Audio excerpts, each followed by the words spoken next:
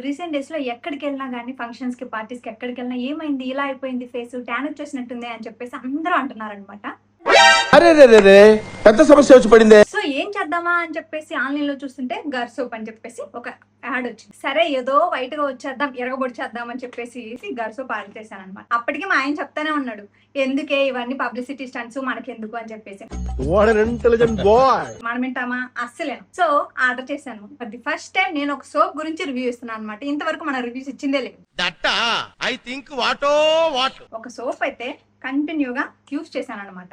ఉన్న ట్యాన్ పోవడమేమో గానీ ఇంకా కలర్ తగ్గాను. ఏమిటండి మీరు మాట్లాడేది? అందరూ పబ్లిసిటీ చేసి దీనికి మ్యాజికల్ సోప్ అది ఇదని చెప్పారు.